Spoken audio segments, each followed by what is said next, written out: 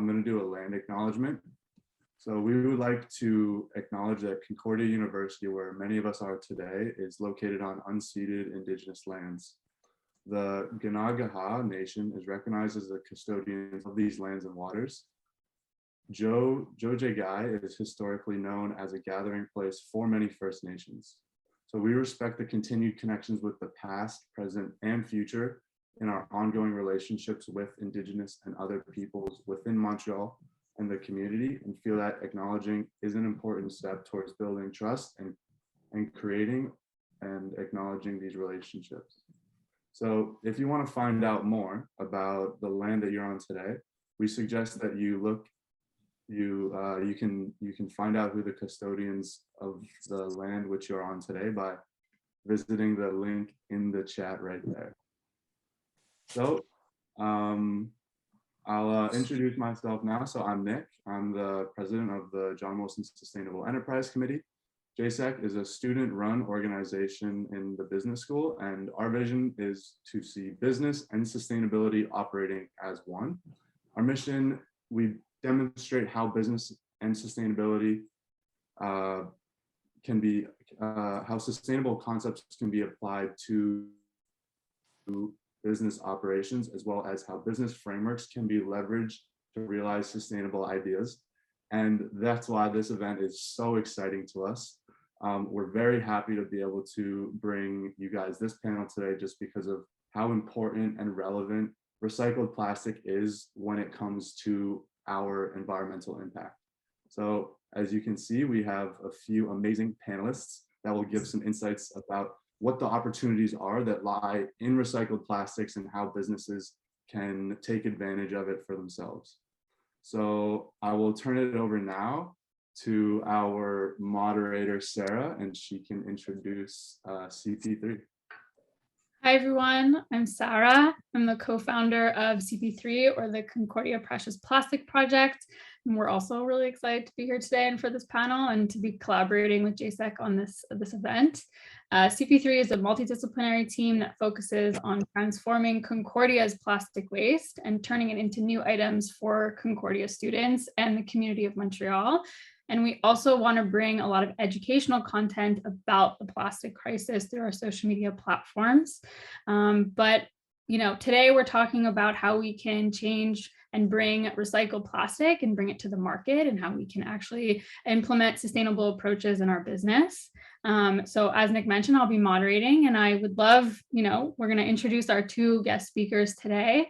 So if Raffi, who's from Prevented Ocean Plastic, and Michel from Eska, we're really excited to have you here. Raffi, if you want to begin with a small introduction about yourself. Sara, thank you so much for having us. Really appreciate the dialogue. I'm Raffi. I'm the director of our core business, Bantam Materials, that has our fully traceable and independently certified brand, Prevented Ocean Plastic, that supplies plastic collected from at-risk coastal communities, fully traceable through that supply chain, from collection, recycling, distribution, and manufacturing into final products that come back onto shelves. We're really proud to say that this is the largest ocean plastic prevention program right now in the world by a fairly large margin. And we've been able to collect more than 1 billion bottles from at-risk coastlines over the course of the last 2 years only. This business before was in general recycling, and the general recycling we've been at for well over a decade. I was very lucky to be the chair of Europe's main plastic recycling conference, referred to as ICIS, about 3 years ago, and we do our very best to give a real truthful and reality-based view on how plastic recycling and real ocean plastic prevention can work. Thank you. We're really excited to hear more about how you actually came about to doing those and some of the actions that you did and the challenges also that you faced to implement all that. Next, I'll ask Michel if you can tell us a little bit about yourself and Eska. Yes, thanks for the invitation today. Very excited. My name is Michel McArthur. I'm the Chief Operating Officer for Eska Inc. Eska is a Canadian company, Quebec-based company with a head office in Laval and a factory in Abitibi, near the town of Amos. We produce a natural spring water and sparkling and flat water containers that are made from 100% recycled plastic. Since or a little bit earlier this year, our water, which comes from a Eska source, untreated, unchanged, is now available in 100% plastic containers, and we no longer produce any new plastics to make our bottles. We purely get our resin from the recycling streams of mostly Quebec, blue box system, as well as deposits, and also surrounding states and provinces in Quebec. That's great. It's also very exciting, and exciting, especially for us who are in Quebec right now at the moment. And when we go grocery shopping, maybe we'll have a better idea now, especially of what water bottle we should pick. At least I will personally. Okay, so without further ado, I'd love to just get right into the conversation and the discussion. And I'll start with Raffi. First, again, congratulating you on your success of redistributing about 1 billion bottles with prevented ocean plastic from different areas of the world, like you highlighted earlier. But I'm really curious about what transformation goes on between collection and the redistribution of it, and if there's any sort of additives that are added or specific process for contamination that happens before you can actually, give them to any type of customers. So Europe is, UK and Europe are very regulation heavy environments. So there's this idea of how you're going to collect plastic and then bring it back into the supply chain and then make it usable for general purposes or for food use. So the first thing, which is the most important thing, is that we need to understand the fundamental dynamics of recycling. Often we think recycling is the act of putting something in a recycling bin and job is finished. And that's obviously not the truth. What is the truth is that we need to encourage and engage in real circular economy. And real circular economy, not just the item going into the bin or being collected from an at-risk environment, which is where we do most of our work. But then when it feeds back through aggregation and becomes fit for transport and then goes to, a proper recycler, that recycler has their setup, which is appropriate to be able to both sort and then clean to a standard where they can generate certificates of analysis that will give you the basic levels of contamination in the material. When you then take that material and deliver it back into the market, you have two different types of standard processes. One would be considered what's referred to as an ABA structure. So it's not super interesting in terms of language. It's like a sandwich. You have virgin plastic on top, you have recycled plastic in the middle, and virgin plastic on the bottom. Now, because that recycled plastic does not come into direct contact with the food, you can have a more lenient view on what goes into that B layer. That allows a lot of products on shelves to have very high recycled content, which is a really good thing. And it allows them to get to 70–80% recycled content. So for example, Michel's offering, which is 100% recycled content, that's fantastic. But we should never scoff at things that are 70 or 80% recycled content either. It's still moving a really good volume of material from at-risk areas. Now, especially when we think about the top 10 global brands, none of them over the last decade have used more than 10% recycled content. So Michel's offering is 10 times that, of course, but if you're using 70 or 80%, you're doing quite well. The second way to be able to do it is then to engage in what would be a true super cleaning process, which would go through different types of machineries that you guys may have heard of or maybe not have heard of, Vacuumas, Starlingers, food-approved processes that through heat and friction clean the plastic and make it suitable for direct food contact. Perfect. That's really great. And I like how you mentioned the circular economy, and it's great that food grade plastics can enter this circular economy, because I think that's the majority of our plastic waste is coming from food and how we package food. And so, Michel, I'm curious what factors or stakeholders drove Eska in this case to create and implement this initiative in terms of a circular economy and creating this food grade plastic.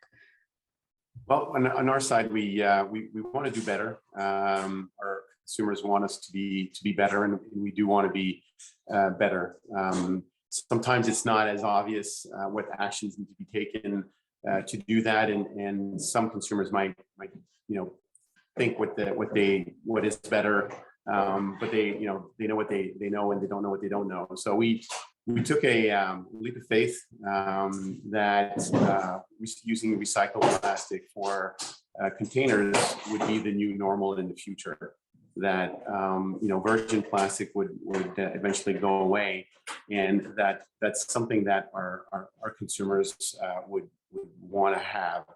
Our challenge was mainly on the the food contact aspect, just like Raffi mentioned, ensuring that we have a high quality PET bottles that can react the same way as a virgin plastic bottle, and also making sure that the bottle here and that that's not impacted at the consumer's view. But the main reason is we want to offer a beverage container that's healthy with the lowest carbon footprint possible, and that's the main driving reason behind our move. That's really impressive and really also interesting that you mentioned this carbon footprint aspect and how we can, as individuals, but also as a company as a whole, companies can be making that action and doing better. Like you said, you want to do better. So that's great on your part. Raffi, you have a lot of experience with consulting companies to make this switch as well, and kind of guiding them in these challenges of what they're faced to make the switch to using recycled plastic for their manufacturing processes. I'm wondering, in your experience, what kind of makes the switch a success story, and what challenges might arise that maybe people are not realizing, or So the answer there is interesting, because it could both be complicated, but it's actually really quite simple. So the complicated answer is that many companies, they want to have supply chain security, they want to have good quality material, they want to be able to have things be fit for purpose, low impact on the final consumer. They want to know that if they're going to do something, that they can check it out, fully trace it, know where it's coming from. Those are all the complicated answers. But the simple answer is really, really, really basic, which is that recycled material comes from a different cost base than virgin plastic. So every now and then over the course of the last 10 years, you've had moments in time when recycled plastic would be slightly cheaper than virgin plastic. And you'd see this waterfall of companies that would make recycled plastic commitments and statements. But as soon as virgin plastic became slightly more expensive than recycled, they would leave their commitments really quite quickly. So what is necessary is a decoupling of the view of what is the price of something that's made from a recycled supply chain versus something that's coming from a virgin plastic supply chain. One product is coming from oil and petrochemicals, and the other one is cleaning up what's out there, bringing it back into a supply chain, supporting collectors, supporting social action, and then bringing that back into products on shelves. The cost bases are incredibly different. And just to upset everybody on this call, very often I have calls with the top 10 global brands all the time about their supply. And very often the difference between the virgin plastic and the recycled plastic is a fraction of a penny per unit that they produce. And a fraction of a penny, I mean, if sometimes it would be as low as 1/10 of a penny, that's 1/1000th of the cost of a $1 item. Now, sometimes it goes a little bit more, it could be half a penny, but that's that tiny fraction of a penny cost for that one item you're putting on shelf that stops recycling from happening en masse. So there's all the other factors, but the largest driver by far is cost. That's interesting. That's also, I mean, it's surprising, but also not surprising that companies that we know very well are gearing towards what their cheapest way of making things is. And it's almost too bad that just that fraction is not enough for them. If you think about, if you guys ever study the topic of externalities, or, the external costs to producing items, is it worth a fraction of a penny for us to ruin our beaches and our natural environment? No. Can we convince companies that are forward-looking and progressive, like Eska and people like them, to say, well, go out there, win market share, ignore a fraction of a penny on cost, communicate clearly and effectively with your consumer, and then that market share will make that small cost increase far less significant. Yeah, and you mentioned something really interesting about market there, and how they communicate with their customers what the actual new initiative or new implementation is and what it means. And that brings me, Michel, to the question for you, which is, you mentioned the challenge of food contact, but did you, face any challenges in terms of kind of communicating your value or initiative to your target customers, or any type of threat of greenwashing and while you were doing this sort of marketing campaign? Yeah, we don't spend a lot of money on marketing, but on this this topic here, what we did do is we did put some videos out explaining a little bit what we had, what we're doing, and we put information on our containers, on our bottles. You can see the in our packaging the what we call the recycle of life. But the important part on our message is the infinity symbol that we have on our packaging, because we believe that giving a container a second life is not where we need to go. It's continuous life to that container. Giving products second life was great, 20 years ago, but now we need to reuse that plastic over and over and over again in a continuous loop. So that's why we took the position of more of an infinity symbol as opposed to just second life type concepts. So we explain that that it is a container made 100% recycled plastic, that is fully recyclable, and just that message, most consumers don't fully understand the difference between recyclable and recycled content. They also mix up deposit versus recycling and curbside and all these systems. I think over the years, we as an industry have confused people really, really well on the difference between recycled content, recyclability, deposits, and blue box and so forth. And there's a perception out there that, for example, that glass has a smaller footprint than plastic, which I'm sure Raffi knows is completely not the case. But most people don't know that. There's a difference between refillable bottles like beer bottles and so forth that do have a smaller footprint if they're reused, washed and refilled, reused, washed and refilled. And you see that in many countries around the world. But the vast majority of glass containers are recycled, not refillable. So there's a lot of re's, like words with re and recycled, refillable, and all those things that confuses most people. So our what we're trying to just explain is recycle your container, make it a reflex, put it in the right, whatever system you've got, deposit, blue box, curbside, whatever system you've got, use it, and we'll ensure we'll make another bottle with that that material that you put in that either deposit system or blue box. That's really, really great. And you mentioned that all the re's, all the R's, and it's changing all the time. So it's hard to even keep up, even if you are familiar. It could be a whole new set of R's the next day. So that's really interesting. Yeah, go ahead, Raffi. If I can jump in on that, I so agree with all the things that Michel just said. I think really, really powerful. I think overcoming the intentional confusion created in the last 30 years in the plastics market is very important. The one that I want to really emphasize is that we need to seek out material that's made out, or packaging made out of recycled content. That is the key one. So out of all the things that you hear, when we put something in the recycling bin, we don't really know what's going to end up happening with it. A lot of it gets shipped out of sight, out of mind to poorer nations. When you buy something that's made out of recycled plastic, the recycling's already happened. That the good event has already happened. So there's different countries that have different stats. When you put something in your recycling bin, a certain proportion of that will be handled properly, and a certain proportion of that will be handled improperly. When you buy something made out of that recycled plastic, the recycling has actually happened. And that's, I think, the one to really emphasize and look out for. Yeah, I completely agree with you. And it's really just a small action that we can be taking as individuals. We've also seen that, behaviors of the customers really do impact a bit of how the targets will be in the future for a company, because they do listen to what they try to listen to what their customers want. So if we're going towards recycled packaging, then hopefully everyone will follow. More companies will follow in that footstep. And Sarah, one of the things that I've learned over the course of the last, decade plus doing this is that the companies, they operate like high schools. They start to jump on a trend so quickly. If you guys identify, select, and seek out material and sustainable packaging, material in recycled plastic, this is what happens. They operate like they're in high school. Yeah, definitely.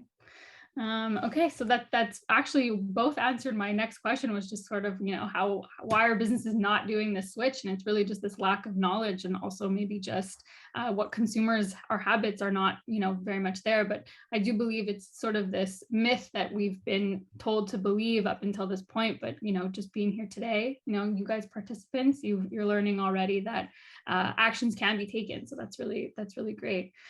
You mentioned circular economy, Michel, and how that's important for Eska to implement. And I'm curious why, what's so important to do it within Quebec? If why is a target within Quebec? I'm sure we can all guess, but if you wanted to elaborate of why you wanted to implement this circular economy, here. Well, that's a good question. We're blessed to have a great recycled PET supplier in the province of Quebec, in Joliet. We capture most of the material that it comes from the blue box in Quebec, as well as the bottle deposit system in Quebec, but also part of the upstate New York and so forth. They have some very amazing technology, latest technologies that are available to make a very pure and refined pellet for us to make bottles with. They're local, they're close, they have the latest technologies available. Not everybody has that, so it was a perfect fit.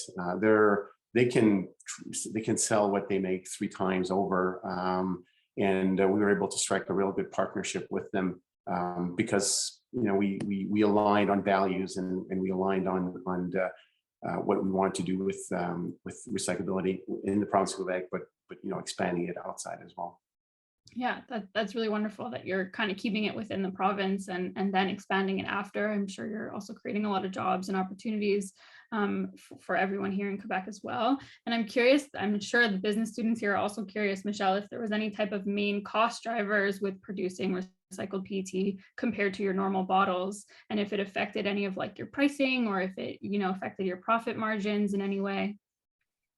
Yeah, so the recycled PET, food grade recycled PET, is more expensive than virgin PET. There was a little bit of a slump in during the COVID time, but last year, which they were fairly closely aligned one to the other.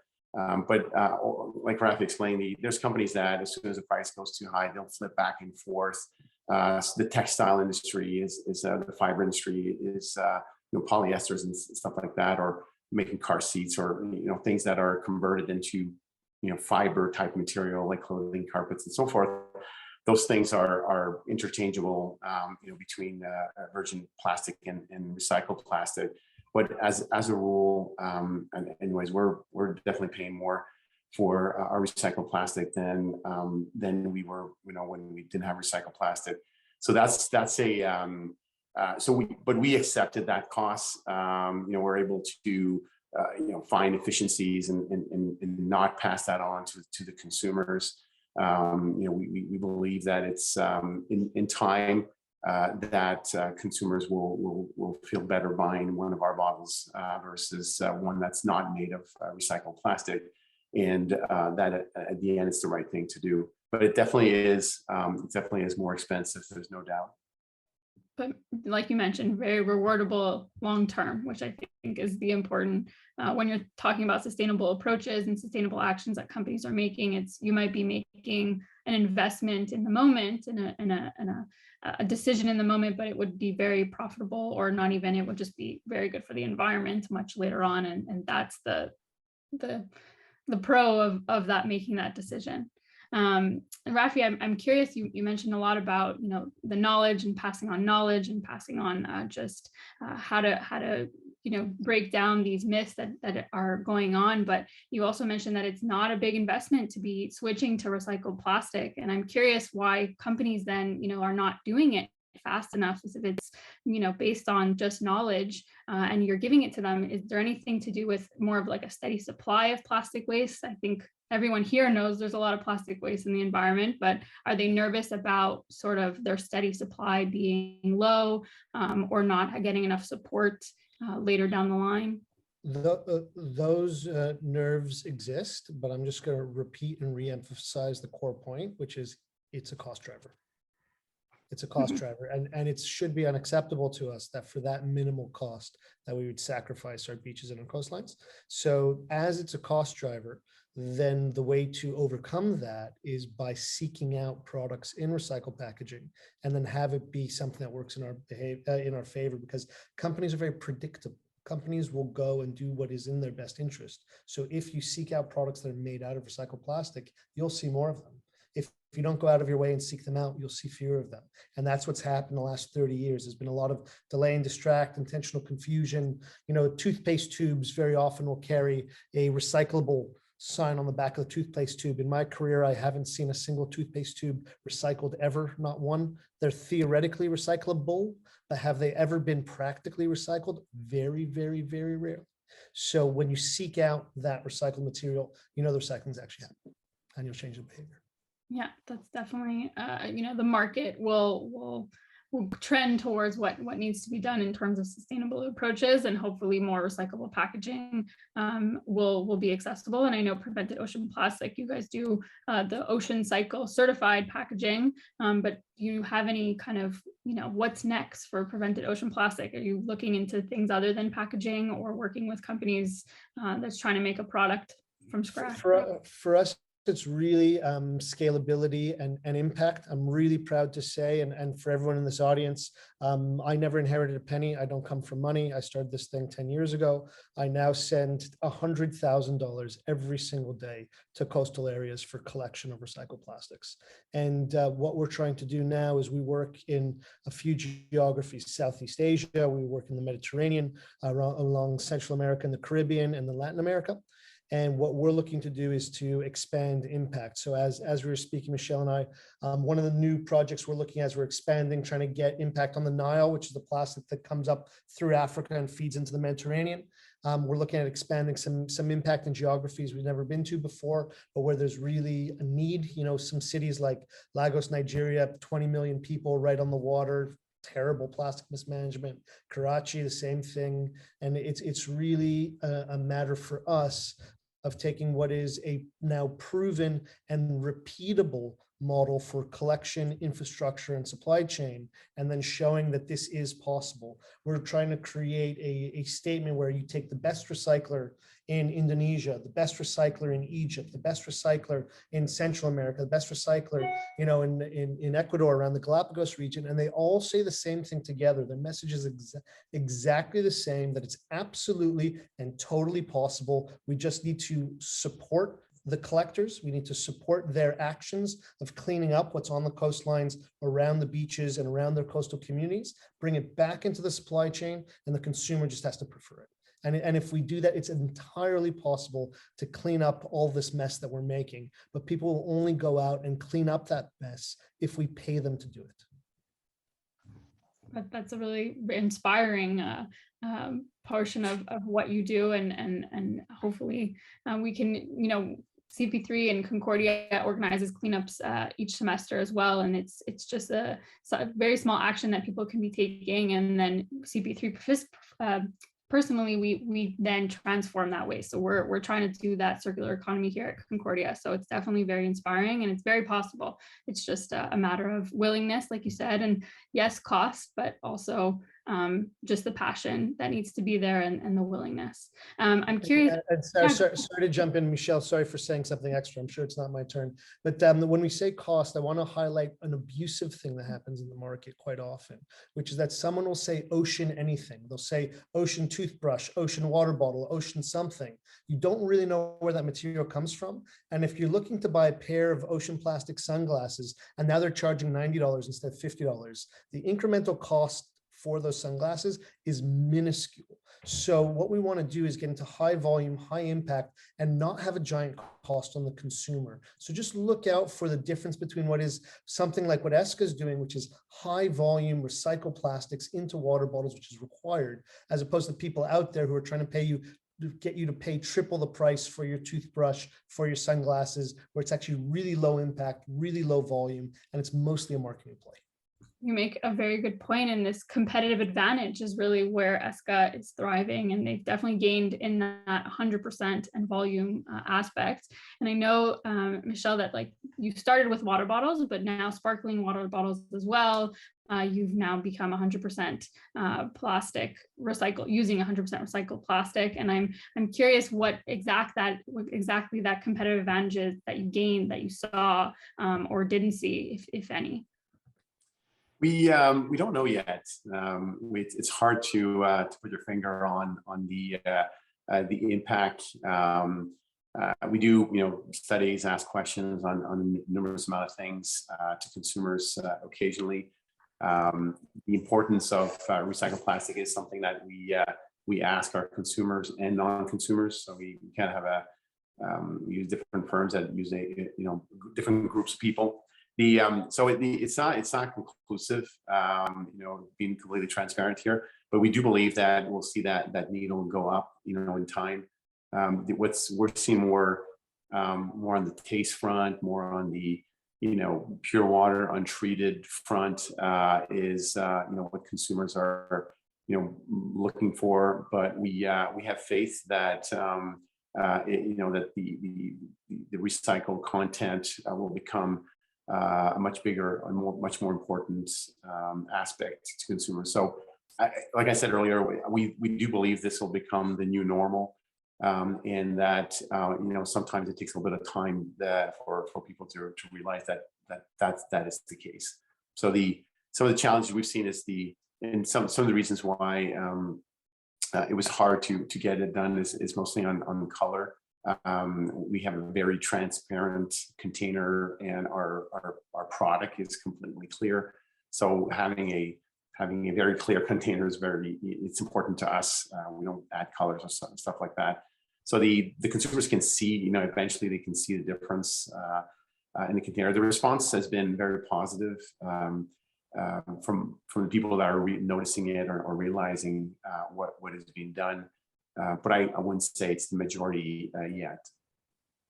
Okay, well, that's still very interesting, and hopefully it will come soon. But like you said, I don't think it needs to be displayed. I think the people showing up today, we know the difference, and making those small changes as individuals is the most important part.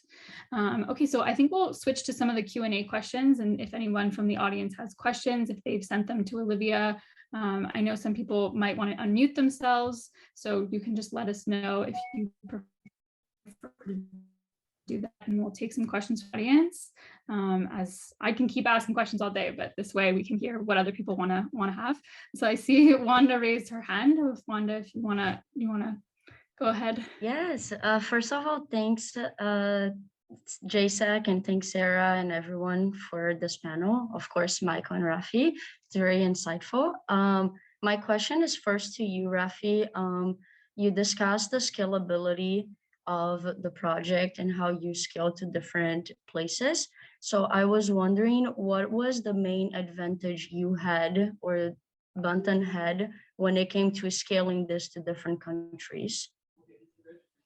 So fundamentally for us, we're matching the desire and good work in coastal regions of collection with a regulatory and market requirement know-how.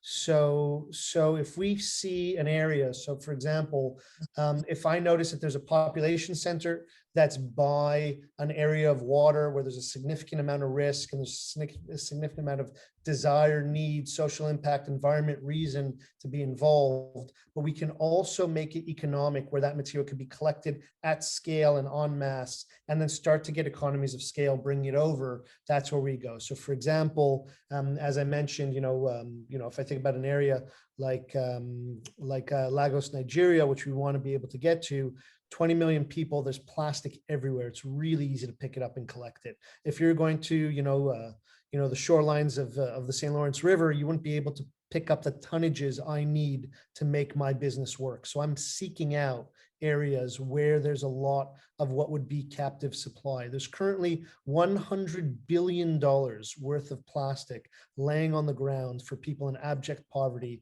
to pick up, collect, and help to feed their families. $100 billion of social support if we as an economy, as a group, decide to support their efforts and collect it.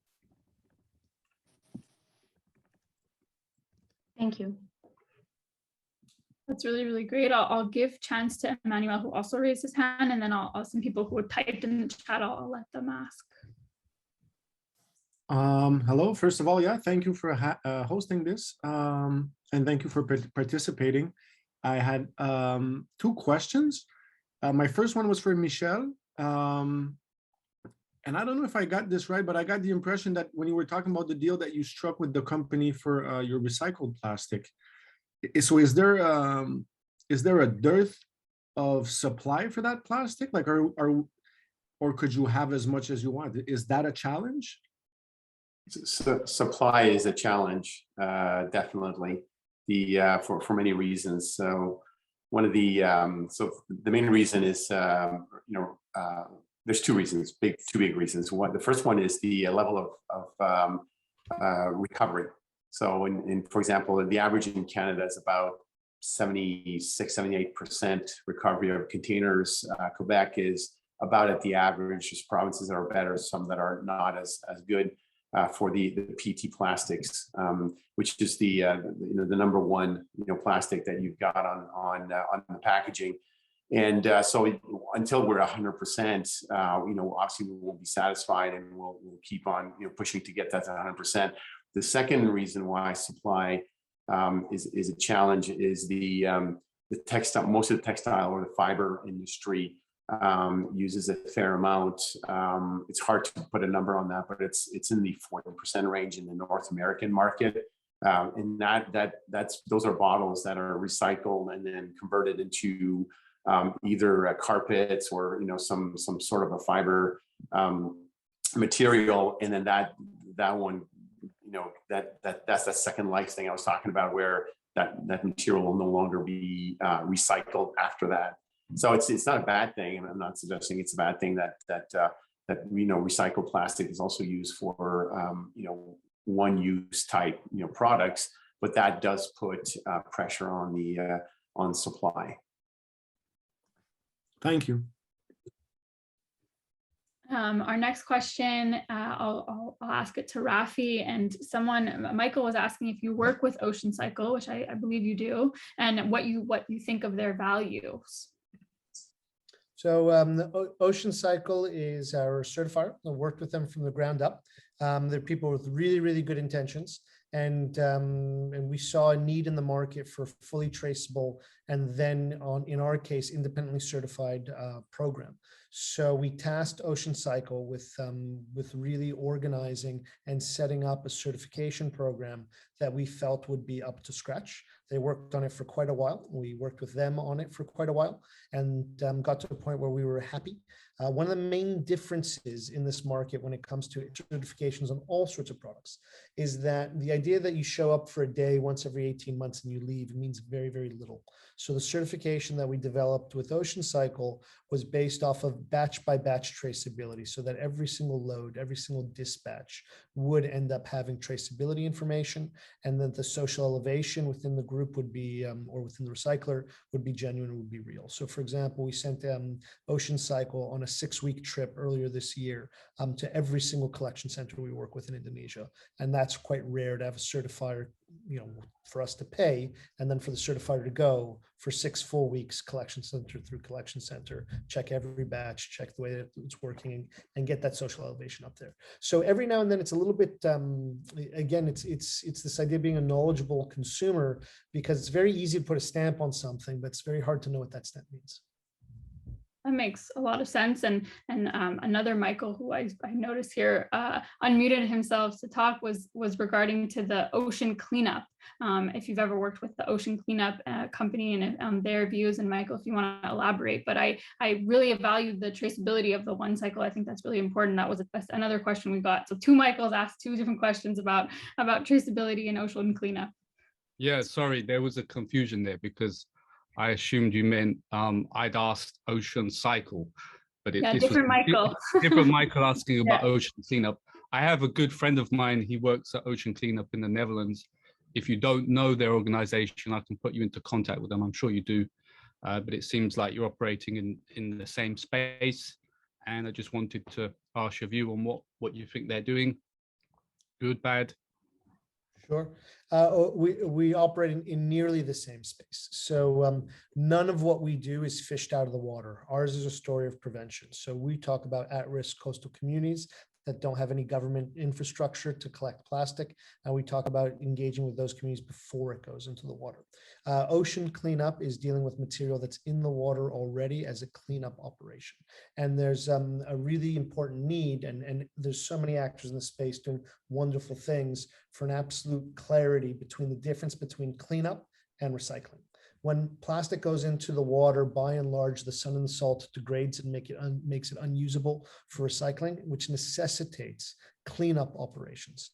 A cleanup operation is not a recycling operation. So that's part of that difference. So we want to think that people going around fishing all the plastic out of the ocean, that most of that plastic is going to go and have a second life. The reality is that most of it won't, but the work that they're doing in cleanup is incredibly valuable.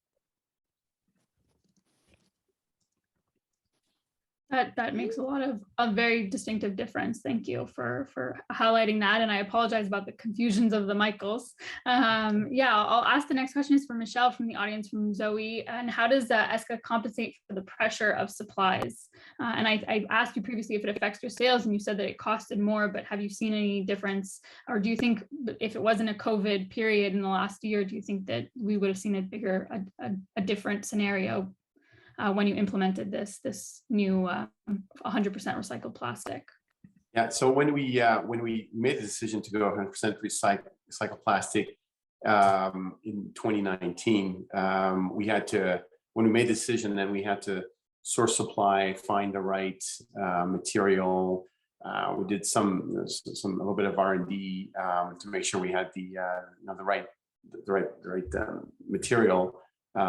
Quality tests and all those things, and then when we decided to take action, it was around the beginning of it was early 2020 when we started taking actions. But we had already decided in 2019 that we were going to do that.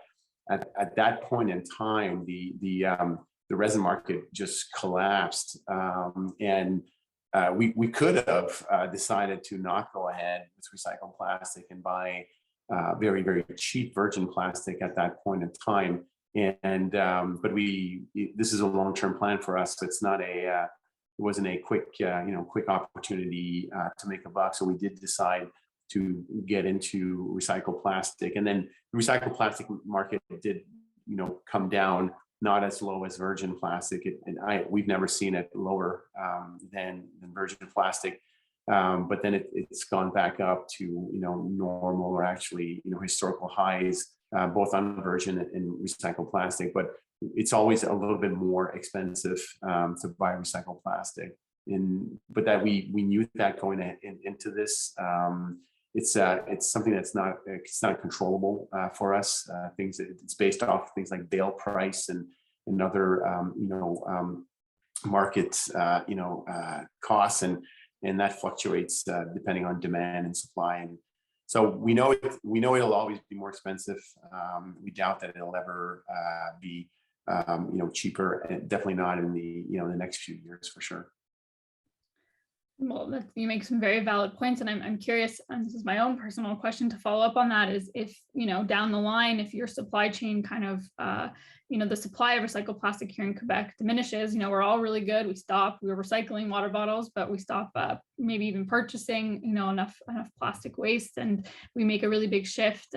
Is there a different, an action plan, a kind of plan B of where you would be getting your supply? Maybe the ocean, maybe other provinces, or thought about it. Yeah, we think about it. Like I said, we have an excellent partner. We have the same values. We believe in the same, vision long term of plastic in general. But we do obviously have to look at, we can't have all our eggs in one basket.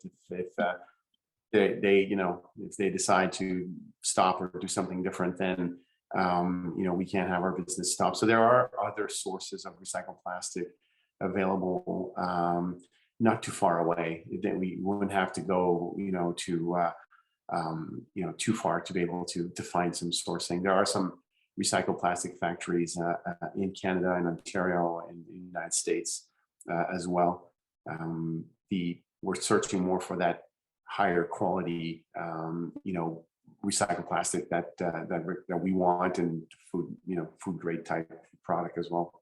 But we're always looking around for for plan B and C in case it's just good business. That's good. That's great. That means this implementation is here to stay, which is a really, really exciting thing.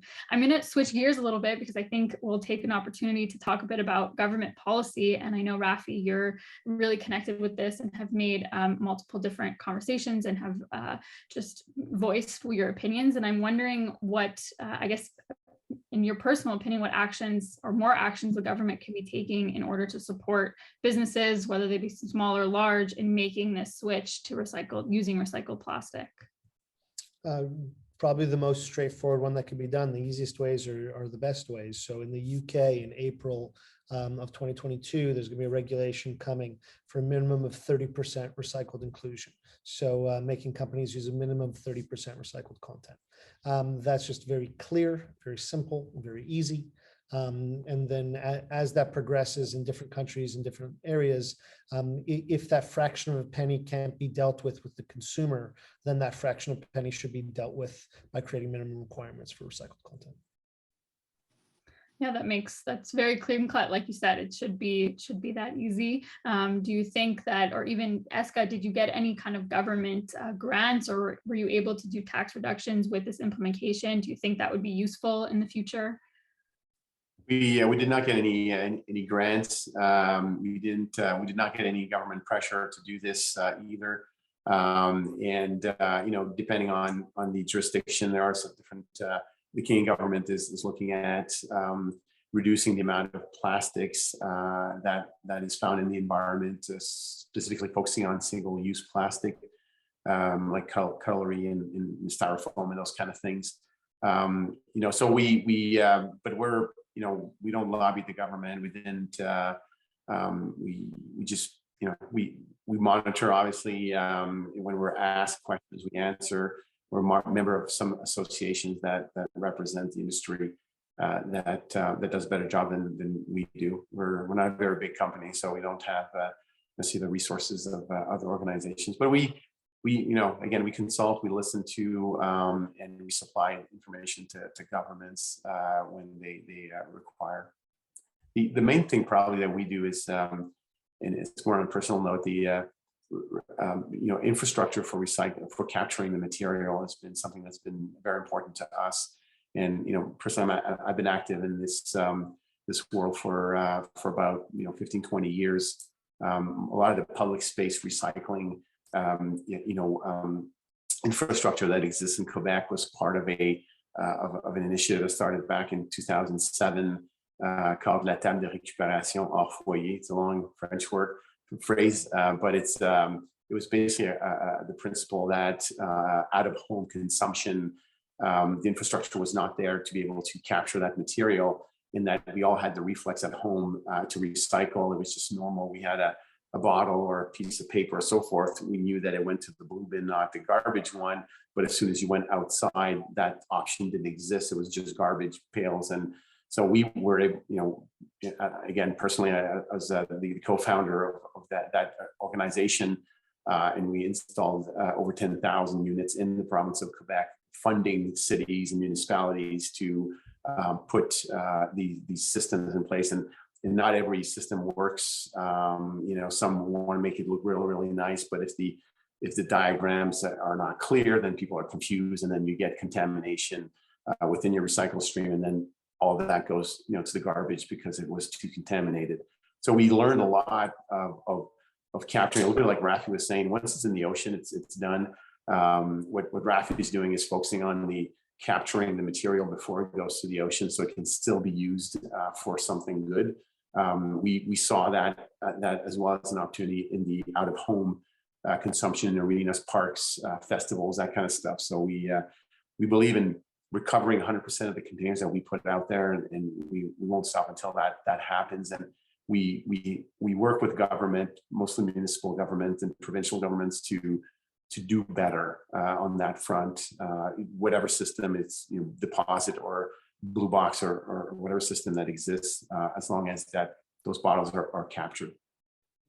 Make really good points, and I would like to personally thank both of you for the amount of work that you do in terms of the capturing and in developing this kind of collection point. And we've mentioned multiple times through this discussion about just transfer of knowledge and this, how do we even get governments to be using the appropriate language? And I know, Raffi, just before we even started this conversation, you mentioned the open letter that you guys wrote to the Prime Minister of the UK from the COP26 and if you wanted to highlight, why you did that and why it's important for them to be using, government figures to be using the correct language when talking about sustainability approaches.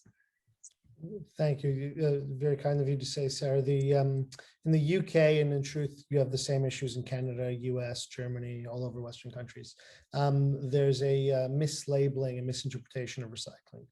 When you put something in your recycling bin, you think your job is finished. But in the UK, 2/3 of our plastic waste is shipped out of sight, out of mind to poor nations. A lot of it is subsidized. So instead of sending money to, for example, a nurse or a social program, we're sending money to subsidize the shipping of our plastic waste that is unsorted and unusable to poorer nations. So one of the points that we want to highlight is that what recycling, what circular economy means isn't just putting something in a recycling bin, but then making sure that there's a supply chain where people are actually selecting and choosing products like Michel is putting forward.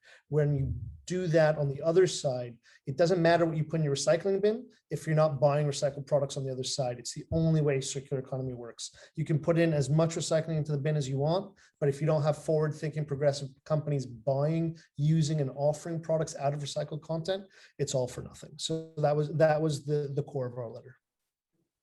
And very much needed, I think. And I think more government figures should probably read it besides just who you addressed it to, because I think it's important. Okay, so I have one final question for the both of you, actually, and I'm curious to know, we spoke about circular economy, we spoke about how important it is to implement that at sort of the beginning stages, but throughout the company completely, right? It's proven that, it needs to kind of be from the core values, and it needs to be sort of the mission in all the aspects. But a lot of students here might be starting their own business or going to work in a company and want to implement some of these sustainable approaches. And I'm curious if you guys have any advice for the students who want to implement sustainable approaches and moving forward in their career, but might be challenging, and it might be not something that the company that they want to work for or their own company, it might be hard to start. So any type of advice that you'd give us, that'd be really great. Well, I go first. So all I say is that believe, move forward in what you believe. Don't let perfection be in the way of progress. It's being pragmatic sometimes is one step forward in the right direction, and trying to find perfection is great. The roadmap to get there is better. So don't let perfection be in the way of progress. Believe in what you want to do, and every little thing that you can do to make life better in general will contribute. So it doesn't matter how small or what it is. Actions will make a difference. I agree. Better is better. You don't need to be perfect. So, good products, better products, it's all really solid. And the only thing I would add is sustainability always takes a medium-term view. So if you want to do it's easier, then most likely you won't do it. If you go super long-term, you might not get the commercial payout that you're looking for. But sustainability is a medium-term view. It has to be. Those are both great advice. And I'd just like to thank both of you guys for being here today. This was a very educational discussion and very inspiring. And I think you've inspired a lot of us to go take action, but also just to educate ourselves more on what's going on within our own cities, but also worldwide, and how we can make a bigger impact. I'd like to thank also everyone for attending today and all your questions. I know we didn't get to all of them, but feel free to send them to JSEC or CP3, and we can maybe transfer them to Raffi or Michel, and we can get that answer for you in the future. Also, we're going to be sending, I think Olivia will be sending to everyone now, our social media websites, as well as Prevented Ocean Plastics website and Eska's sustainability approaches on their website. And we'd love, to do these type of events again. So make sure to follow JSEC and CP3 for more of these discussions and more of these events related to how we can implement sustainable approaches, and specifically for us, recycled plastic, because it is the future and it's something that we should all be making bigger strides to implement, because it's something that is close to at least myself, but I think everyone here, you guys being here, means that it's also close to you. So thank you so much. Yeah, thank you. Thank you. Really appreciate it. It was great. Thank you. Thank you guys.